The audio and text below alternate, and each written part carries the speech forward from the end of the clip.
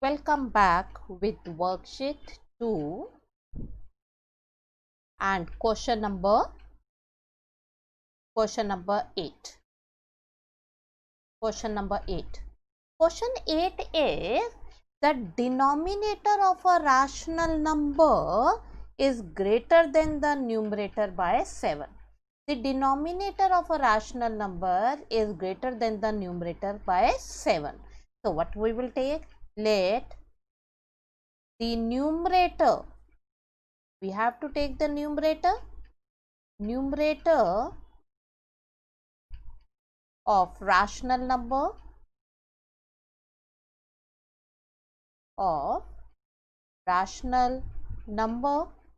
equal x. So according to the question, the denominator is greater than the numerator by 7. So what should be the denominator? Therefore denominator of rational number greater than the numerator by 7. So it will be x plus 7, isn't it? Now further it is written, if 3 is subtracted from the numerator, from this numerator, if 3 is subtracted and 2 is added to the denominator, then the new number becomes 1 by 5. So before we will take this part, from here, what should be the rational number? Rational number is always numerator upon denominator. So if possible, then write it numerator upon denominator like this. Okay, like this you will write it. Now we will go according to question. According to the question is, if 3 is subtracted from the numerator. So from numerator we will subtract 3 and then 2 is added to the denominator. So it will become x plus 7 plus 2. Then the rational number becomes 1 by 5. So numerator upon denominator will become 1 by 5. Now we can solve it for the x minus 3 upon x plus 9 equal 1 by 5. Now tell me, how will you solve this? How will you solve it? Again we will do this part by doing the cross multiplication. So what will be the next step? Now in next step you will do the cross multiplication. So it will be x minus 3 multiply 5 equal x plus 9. Now solve it further by taking the bracket, by solving the bracket. So it will come as 5x minus 15 equal x plus 9. Now solve it further by shifting the terms on the other side. So it will 4x equal 24. So you will get x as 6. Now the question is that you have to find out the rational number. So what is rational number here? The rational number is x upon x plus 7. So now we will write it, the rational number. Therefore rational number equal, you can write this part, x upon x plus 7. Now you will substitute the value of x as 6 here. So it will become 6 upon 6 plus 7. So now solve it further. So it will be 6 upon 13. So 6 upon 13 is a rational number. Is it clear to all of you? Okay. Now we will go for next question. Question number 9. Question number 9. The numerator and the denominator are in the ratio 3:4. So since it is given in the ratio form, so let the numerator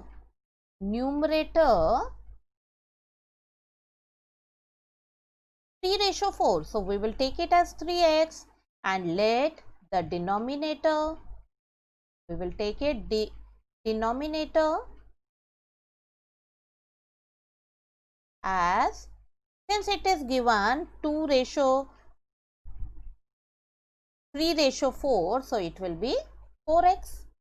Okay.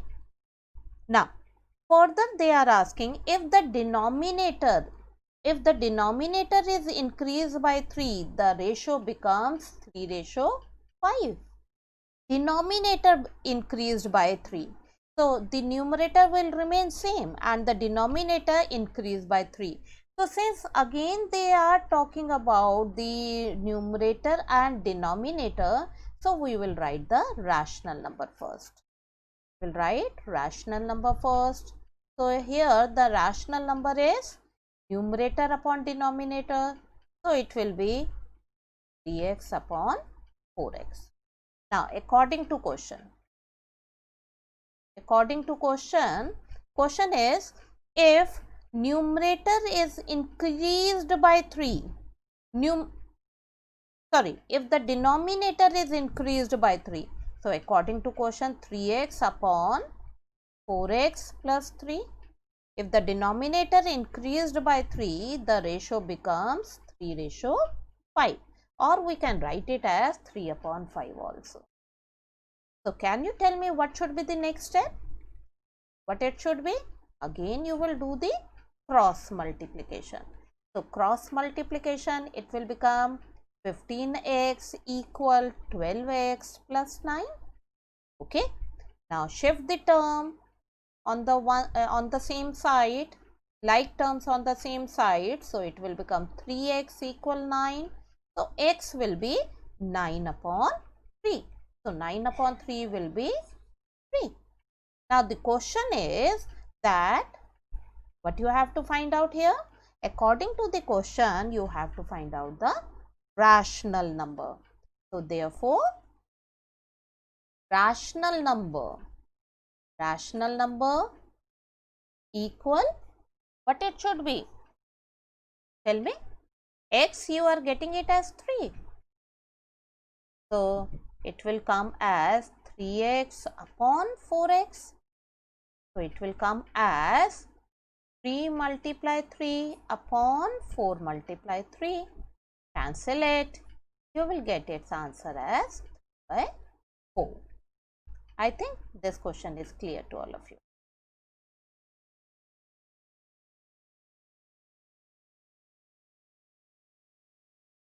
This part, you can keep it like this also, or you can, instead of cancelling the term, you can keep this as 9 upon 12 also. Okay, without cancelling the term, you can keep it in this way also. Okay. Now, question number 10. Question number 10 is very important, or such type of questions are very important, which is related to upstream and downstream. Before we will go for the question directly, let's discuss about upstream and downstream. I will try to make one rough figure over here. Suppose that this is a river and in this river, the flow of the water, the direction of the water is in this direction. The direction is in this way. Okay, in this direction the flow of water. Now, there is one boat here. I am making the boat, rough boat, like this. This is a boat, let it be, and it is also moving in the same direction as the case of a flow of water.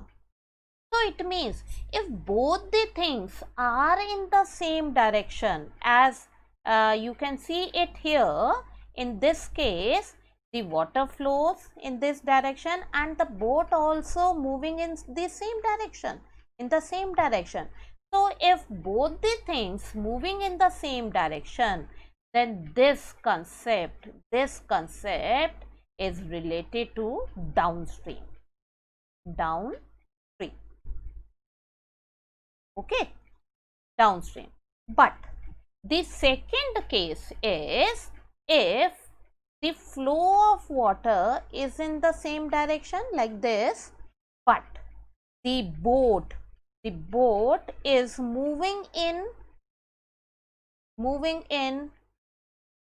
like this in opposite direction. Suppose that the boat is moving in opposite direction.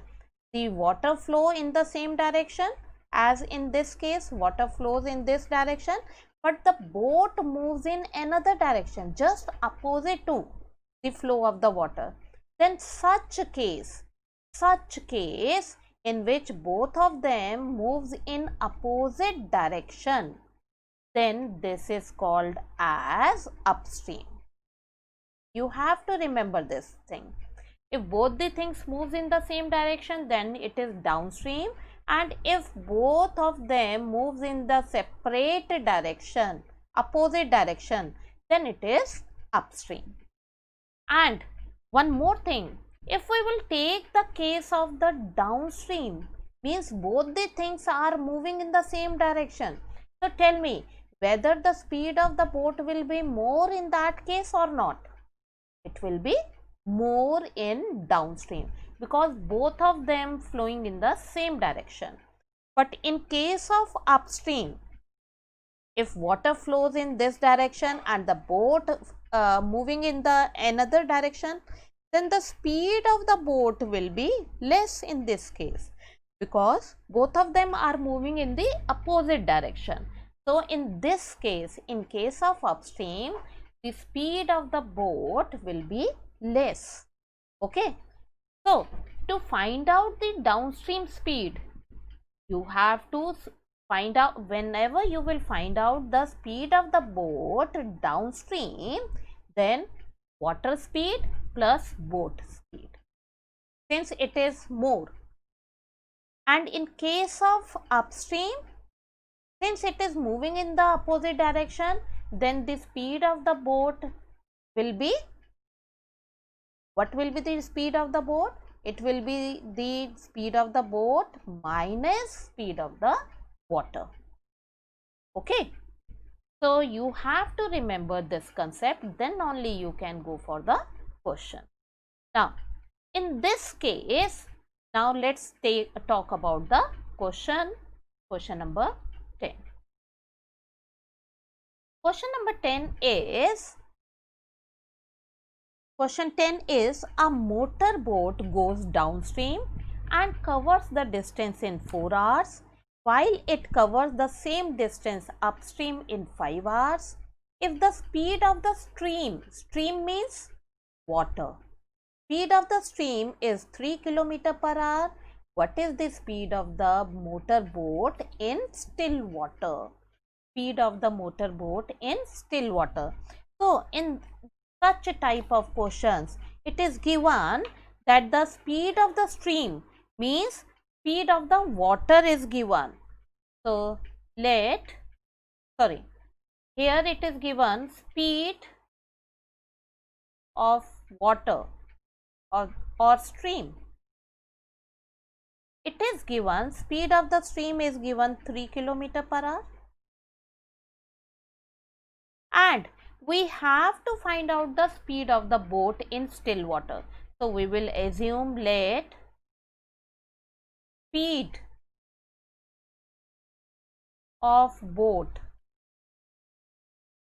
in still water, since we have to find out the speed of the boat in still water, so we will take it x km per hour. Okay. Now we will go for the question, and we will make two cases here. First is, here we will write it downstream. One case will be downstream, and the second case will be upstream. Okay. So these are the two cases which you have to take it here.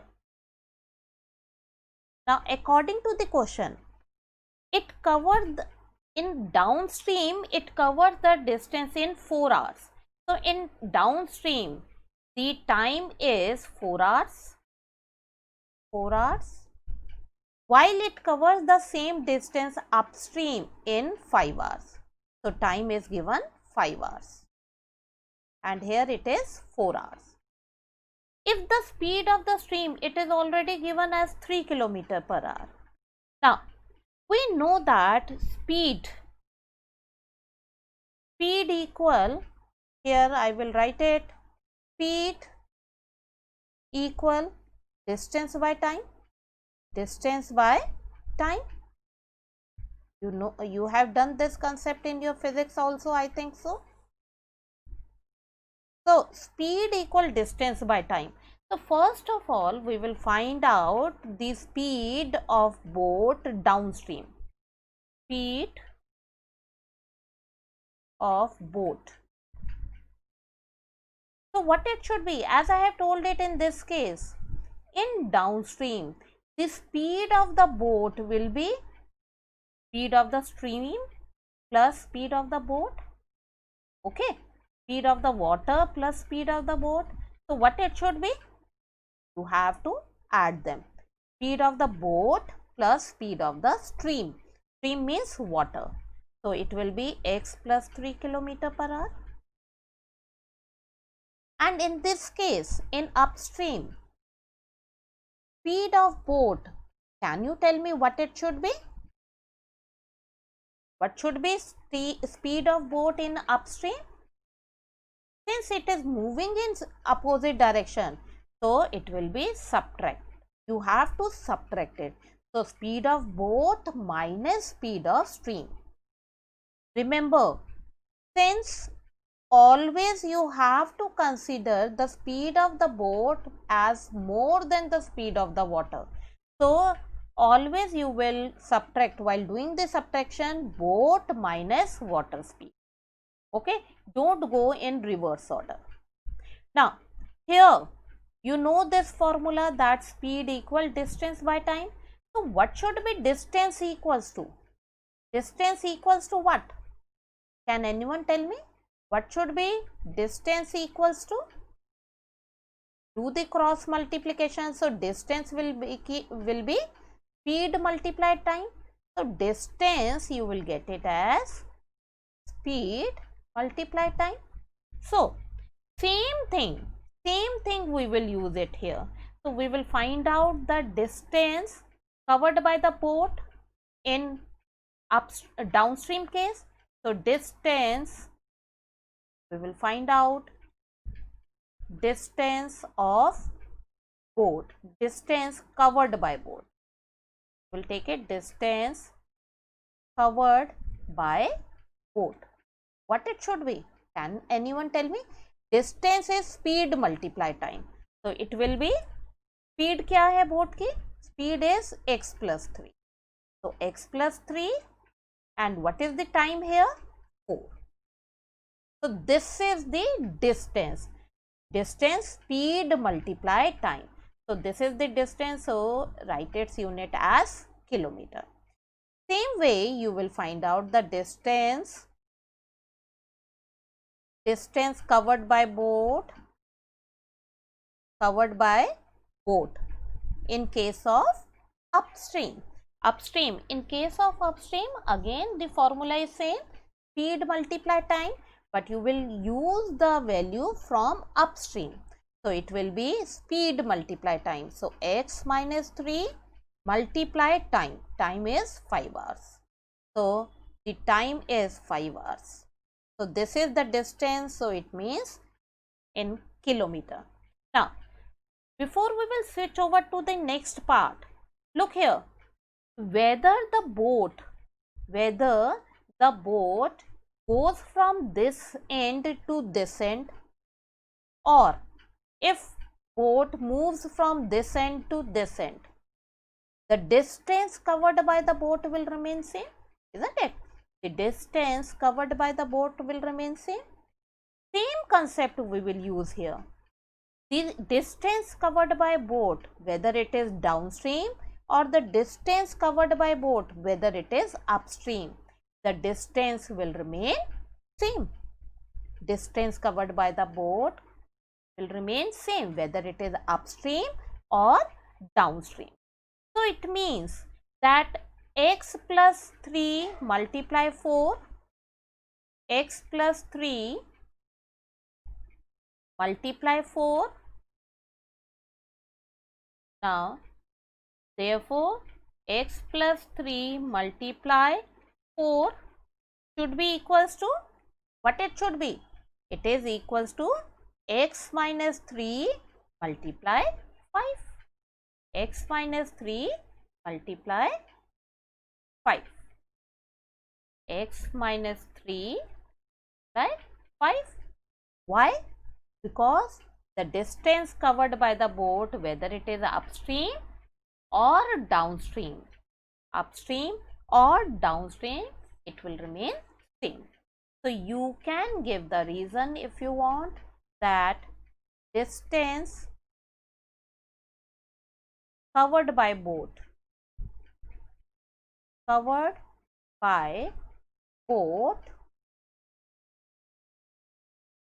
in downstream and upstream, as we have taken the example just now, distance covered by boat in downstream and upstream will be same. I think this concept is clear to all of you. Now we will solve it further. You know the method to solve 4x plus 12 equal 5x minus 15. Now, this next step, shift it, 12 plus 15 equal 5x minus 4x. So, it will be 27 equal x. Is it clear to all of you? It will be 27 equal x. So, this is the value of x. Now, the question is, you have to find out the speed of the motor boat in still water. So, the x is the speed of the boat in still water. We have assumed it as, so therefore speed of boat